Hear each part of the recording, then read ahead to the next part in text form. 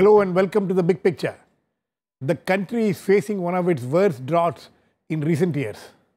It is said that after the situation in mid-1980s, this is the first time many states have faced serious shortage of rain for 2 consecutive years, with the third year also staring at them.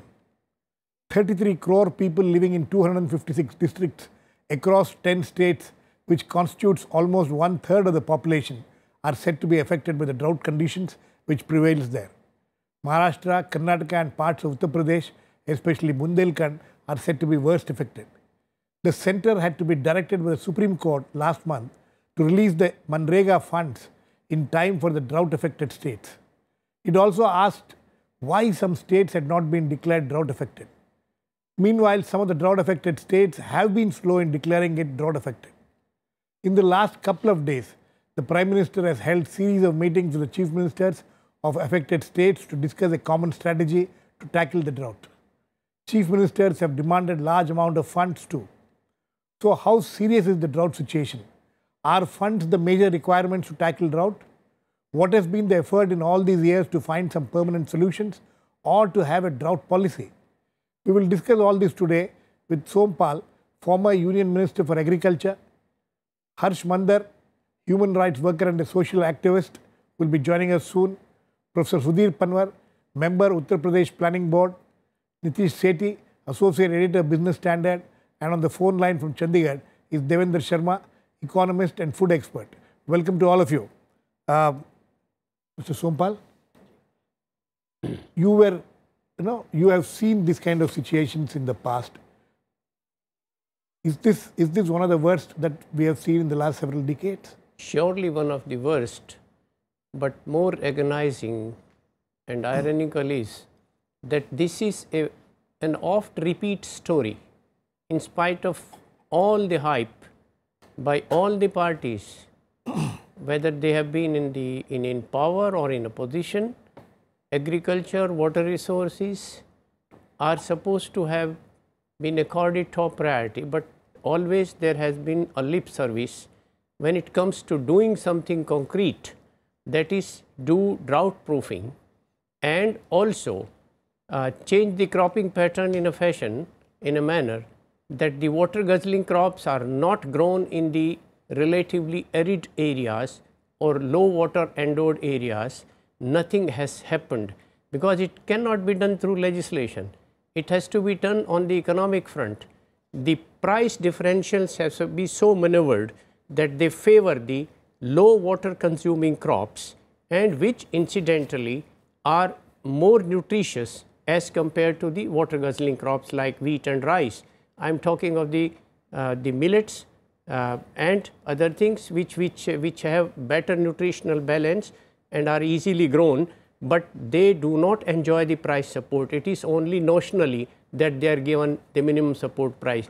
So it has to be tackled on 4 fronts and on 3 time scales. One is the short term, which we are doing now, firefighting after the fire has already taken place. Secondly, a medium term strategy. Third, a holistic long term strategy for almost complete drought proofing, and which is possible. The second is that the cropping pattern has to be changed, as I earlier said, and the third is that the water use also has to be more judicious with new techniques like drip irrigation, etc. But then there is a problem of reliable power availability, energy availability in the rural areas, without which such systems cannot be run.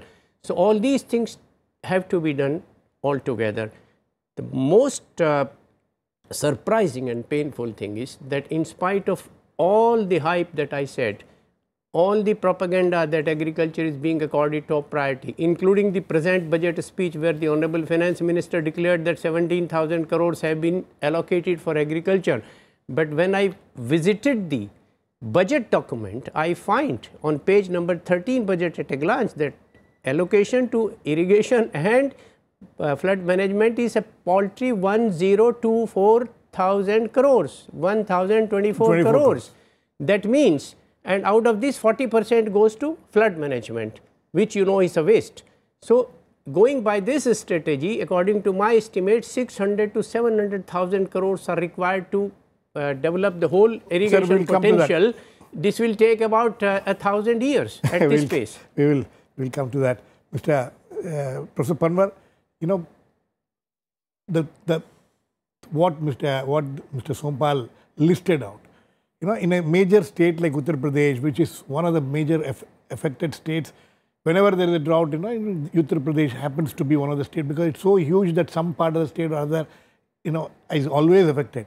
What kind of measures can states take? Because, you know, the center has told the Supreme Court that, you know, it is the states which have to manage, which have to first declare drought and manage it.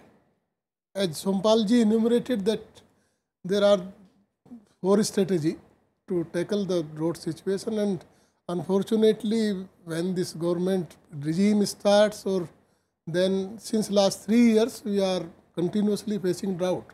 So the priority of our government or the UP government is this, that at least they provide this drinking water as well as food. And I am here to say that state government is providing the ration packets, including this milk powder, ghee, and this refined oil and all essential commodities in that to the family of the more than 20 lakhs families there in Bundelkhand. These are all band-aid measures, but, you know, long-term measures, mid-term measures. What is it that the state governments should have done and have not done? There is the problem of, as he rightly said, that there is a long-term strategy for the water retention or water availability. The last government, I think, this Montek Singh Ahluwalia wrote to then Chief Minister Mayawati ji that the state government is not working properly on the central government budget. But now, when this planning commission was scrapped or transformed to the Niti Aayog, then government delinked the Bundelkhand package. So the long-term projects actually halted in Bundelkhand region. But now the state government has started some Khet Talab Yojana, where we are going to construct 2,000 ponds in the farmers' field. And then there are the water tanks also for the drinking water. Then we have made the connecting road, the 4-lane, and now we have ordered that there is a 24-hour electricity for the irrigation purposes. Then these solar pumps are also installed there in many numbers. Okay, Mr. Devinder Sharma. Devinder, the question is that, you know, the long-term measures and the medium-term measures, you know, we have had droughts, you know, for years now, for, you know, decades now, we keeps recurring, you know, periodically. But why is it that there has not been a drought policy, some kind of a drought policy which can be put into place when such a thing happens? You know, when somebody had to go to the Supreme Court this time to tell, you know, get the government to act on these kind of things, why are we in such a situation even now? Well, I think the first and foremost is the kind of economic growth model the country has picked up neglects the rural areas completely. So whether it is drought or floods or any kind of a calamity, we only wake up when the disaster strikes. So I guess at the particular stage also we have seen that if the Supreme Court had not really pulled up the government wouldn't have still accepted that there is a drought of a severe magnitude happening in this country. Now, the state governments, many of the state governments, including Uttar Pradesh, Maharashtra, Jharkhand, Karnataka, they have been faced with a drought for last 3 to 4 years. And they haven't yet woken up to it. And it was only after the central woke up to it that they also started talking about it. And we have seen the packages, that have been given for Bundelkhand and so on. Basically, as our friend P. Sainath writes, everyone loves a good drought. Absolutely. So we all know where the money has gone. Now, I heard Mr. Sompal make wonderful suggestions, which, of course, I endorse. And I think that should have been put into practice. But the question is, we somehow believe that the economic growth can only take place in the urban areas. And so we don't have to focus on the rural areas. And that, unfortunately, is the driving point, which is the reason why we continue to ignore or why we continue to have a repeated, bouts of drought. Let me also tell you here, several decades back, I remember we were told that the U.S. has framed a drought-proof policy and so on. But in the last 3 years, we have seen a drought of an epic magnitude striking Texas and California provinces in America, which shows that even those countries, I don't know what kind of drought proofing they had, have not been able to cope up, with the drought that they faced. Somehow, in India, we are trying to bring in all the failed technologies from those countries to prop up or to see that, we don't face the drought here. Now, for instance, I hear sugarcane as a crop where the government is considering genetically modified sugarcane to be the answer for a drought resistance here in this country.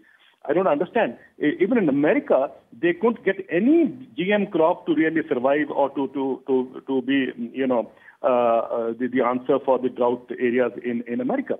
How does the Indian government is doing it? So I think one bad step to another bad step, I don't understand. And sugarcane is perhaps one crop which has contributed to the crisis. It's just 4% area under sugarcane in Maharashtra and consumes about 72% of the groundwater.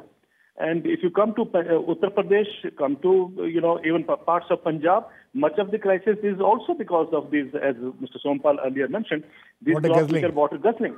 And on top of it, look at the government of India. It is now promoting, hybrid rice and hybrid crops. Hybrid rice and hybrid crops, the other hybrid varieties also require about 1.5 times more water than the high-yielding varieties. In Punjab, which has 98% assured irrigation, we grow high-yielding rice, whereas in the dryland areas, we grow hybrid rice, which consumes about 1.5 times more water than what the high-yielding varieties rice. So I think there's something fundamentally going wrong, and we are not actually tuned into how to tackle a drought. But one point that I want to be very clear about, just a minute, is that, we believe that about 75 to 90% water goes for agriculture. I think that was the old statistics. Today, if you look at the kind of economic model that we have been following, development model we have been following, I guess about 50 to 60% water may be, going into agriculture, but 50-60% water is also going for the urban areas now with the kind of infrastructure development that is taking place, the kind of malls, the kind of other real estate projects that are coming up. So I think it is time now to tighten the screw, not only in the rural areas or blame agriculture for it, but also blame the modern economic growth to be the reason for it. Okay. Nitin, when did the government woke up to this drought? As Devinder is pointing out that somebody had to go to the court and do it. But now, at least, is there enough seriousness, and what kind of measures do center along with the states are willing to take to ensure that at least now the problem is tackled properly? I think this government woke up too late in the day. It almost thought that a drought is like a government function, that unless the government and the PM inaugurates a function, the drought will not start. The fact is that from this winter, we knew that the rainfalls are failing. We knew there were 2 years of bad rains. We knew these processes were in place. There was enough time to act on it. We didn't.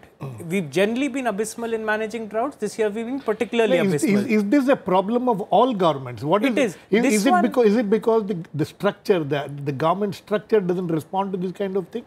Or is there a political problem? You're right. I think partly you're right that it has always been a problem. This year, it's exacerbated by the fact of the government's ideological positioning, saying cooperative federalism, we've given money to the states under 14th Finance Commission, let them do whatever they want. It's not our job. Now, in that process and setting up this Niti Aayog, etc., as part of this package, they've said, if you've given the money, then what is your role? Do you step in or not? You've not. You clearly not even provided technical support when it was required. You're stepping in at the last moment. We've seen photo ops in the last couple of days. Now, the immediate problem right now would have been drinking water. Across the board, that's the crisis. There is a second problem of agrarian distress, but this drinking water problem which has not been addressed. Now, if you look at what's happened after the Supreme Court orders on Manrega as well, the government actually projected a billion working days less than what the states had demanded. Now, if you believe that cooperative federalism works and states have all the sense of what to do, then you have said states have asked in a demand-driven, legally demand-driven program for so much, I will give them the less. But instead, the government gave them 100 billion days, 1 billion days less of projected work. Thereafter, when the Supreme Court interjected, they said, oh, we'll give you another 7,000. It's yet only taken care of the areas. We still haven't heard about the loans that the state government had to take to pay off for Manrega. That's still not accounted for. So the reaction has been extremely slow. It's been abysmal. It's never been good, but it's been abysmal this year. Mr. Sompal, you have been in the government. What is the problem in tackling this kind of situation? Is it administrative? Is it structural? Where does the problem lie? See, whenever we discuss the problem and the root cause thereof, my conclusive view is that it is nothing but lack of political will. Sir, 1 second. I think we have got Harsh Mander on the line now. I'll come back to you. Harsh, where do you find the problem? You have also you have been a civil servant at one point of time. Where does these problems lie? Because as Nitin was pointing out that even during the winter we were aware that this kind of a situation may develop. But why do governments, why do administration, why don't they tackle it in time?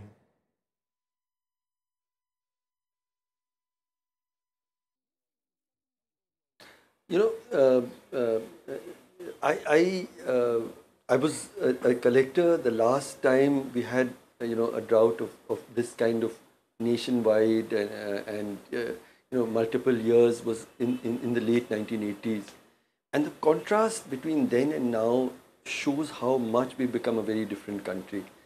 In those years, there were a lot of failures in how our governments responded, but it was the central question for state governments, for the central government. As district collectors, we were given unlimited access without any allocations to the treasury. We could draw as many funds. I remember we were creating something like 1 lakh person days of work every day. We were creating fodder camps. We were ensuring drinking water. We were also destitute feeding of people to prevent hunger deaths.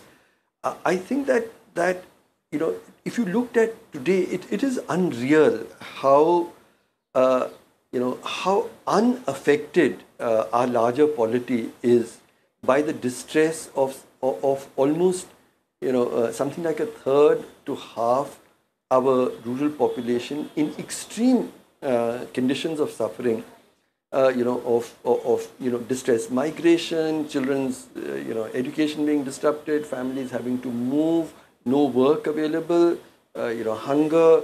I've been to some of these areas. The level of hunger that you're seeing now, drinking water, of course, we are aware of, but sheer hunger and the animals dying, animals being sold at distress rates. I think that to me fundamentally, it is the economic model, as Devinder bhai very rightly said. But particularly in neoliberal times, I think that the suffering of the rural poor, in particular, has no value for the rest of the country. It seems that and this is now located in a situation of existing ongoing agrarian distress, where then you have 3 years of recurring drought, one of the severest in the century. And then you have a government which is not even, Narega, all of these, we didn't have things like Narega at that time, so we used to create relief works. Now we have Narega, Narega should have been keyed up. The government just makes false claims. It said we're providing another 50 days, but it doesn't provide a single extra rupee. It provided about 38,000, I think, of which about 12 to 13,000 crores was for last year's payment. So we were left with about 25,000 crores, which is far too low even in a normal year to address, and as Nitin said, much less than what the states had projected. So, and work is one of the very critical things. But what about? We have so much love for the cow. What about cattle camps, fodder, and of course drinking water? And I feel very, very importantly, feeding programs. This is something that the British, a colonial government had developed. We still have the manuals that they used to use. Colonial governments did this, very, very sort of minimalistically or whatever. But I see that we are performing today even worse than colonial governments. Okay. Mr. Sompal, it's distressing. Yes, distressing to hear all it is distressing, no doubt. You put me a very pertinent question. Where does the problem lie? Exactly. That was your question, Yes. if I correctly repeat it. You see, I say that this is nothing but lack of political sensitivity, lack of political vision, lack of political will. And this happens regardless of who is in government. Across the board, irrespective of the party, irrespective of the period, irrespective of the states. Only some states have done well. And when you see the question of cooperative federalism and those ideologies are raised, cooperative federalism does not exclude cooperation by the center.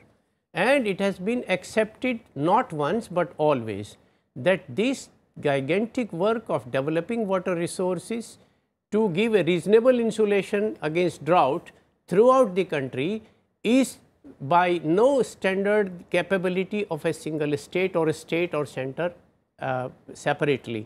It has to be cooperated 50-50. I have been making a concrete proposal, concrete suggestion which I have been repeating before you also on this platform, on this channel, that it requires 600 to 700,000 crores, and we can come out, we should come out with a 10-year water development plan wherein 50% contribution is made by the center and 50 by the states. We complete all the pending projects of major and medium scale. We come out with a holistic watershed management thing, then the implementation of master plan for groundwater recharge and mass development of minor irrigation in the eastern and northeastern states where rainfall is enough to recharge annually to keep the water tables intact. So, unless all these four components with this specific program and target are launched, nothing will happen. It will again be firefighting in emergency. Okay, Professor Panwar, one of the things which is being spoken about by all of you, even in earlier programs, is changing the crop patterns. How difficult is it? How difficult is it? Because we have been talking about changing this crop pattern for years now. Why doesn't it happen? No, in Bundelkhand, I think there is no sugarcane or water guzzling crops. Right. In Bundelkhand, one thing happened since long that earlier there was the less prevalence Rabi crop. So the main crop was the jad crop or the sesame or the millets and pulses. Now, due to economic compulsion, the Rabi crop is the main crop there, and that is not sustained by the monsoon pattern there. Or if there is a dry season, then there is the scarcity of the drinking water. That is the result of that. But it is due to the economic compulsion of the crop.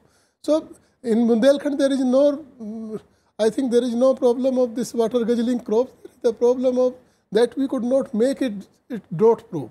Every government is on the firefighting mode, and as I have said it earlier that since last 3 years we are doing the state government is doing the firefighting there, and just to ensure the minimum thing.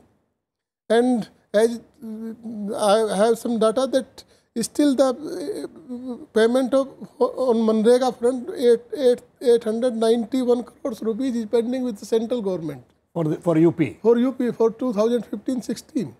So we have, our Chief Minister met with the Prime Minister. He demanded that the Manrega days should be stepped up to 200 days, and the this wages should also be increased because that is the only income from in Bundelkhand nowadays. In this kind of a situation. Yeah. Okay, Devinder, with all these new technologies which we have, which have been which have been developed, which is still developing through. Even now, how much of it has been utilized? How much of it has been helpful in creating, in drought proofing especially? Well, I think more important is that technology first, as we all know, cannot produce water. So let's be very clear about it. We cannot download also water. Now, having said that, I think one of the most important things is that while we have to conserve the water bodies, we have to conserve the ponds and lakes, which of course we have been talking about it. I have some statistics which tells me that when we got independent, we had about 24 lakh ponds and tanks in this country. And today we have lost almost 20 lakh out of it. So that tells us the kind of development model that we have shifts, brings all these ponds and water bodies under real estate, under roads and so on and so forth. We are very proudly saying that we are increasing country's GDP by having 8-lane expressways and highways without even seeing whether they are required or not. For us, the only investment is building roads, roads and roads. Why I'm saying this is because we need to somehow draw a balance. When we bring all these roads and cut down on trees, when we bring all these kinds of projects and again cut down on trees and catchments, when the rivers are going dry, if in Jharkhand 133 rivers have gone dry. If you look at Tungabhadra, look at Kaveri, all rivers are going dry now. Satluj is going dry in the Himalayas. The glaciers are receding. Then we talk of river linking. River linking what? When there will be hardly any water left. So I think it has to be both ways. You have to follow a policy which says that, you conserve these natural resources, especially the forest, so that, you have this, at least the drought situation not accelerating. And at the same time, you also try to create more water bodies, preserve more water bodies and conserve more water bodies. But your issue of technology, I think that is a technology which I think should be more used in the urban areas. I see ROs now coming up in a very big way in the semi-urban areas also as a drinking water facility. 75% water is being wasted. Where is the awareness about it? This is a new technology that has come up, and nobody has questioned this technology. I think that's a separate. I think that needs a separate discussion. Very clean, Nitin. Is there any thinking in the government to create some kind of a drought, policy, a drought relief policy? Is there any attempt being made at the government's level? Girish, while there's been talk of it, I don't think a drought policy is really the answer. There's enough understanding. There's enough understanding. There is enough understanding. But Central Water Commission, I was reading Central Water Commission and Central Groundwater Board are analyzing the causes leading to drought situations still. Yeah, and the Central Groundwater Board has nothing to do with what happens to riparian issues. We're still working in silos. So the problem is not really protocols. The integration. The issue is sitting together and saying there is no coordination. There is no one to borrow your title. There is no big picture envisaged or conceived. I think on that. Uma Bhartiji was saying that how can we plan drought in the Anyway, I think on that very sad note actually, that there is no integrated approach towards this problem. We are going to end this discussion, but hopefully there will be some thinking on this, and hopefully we will not see this kind of situation in the coming year. Thanks to all my guests. Please keep watching. We'll come back with another issue in the big picture same time.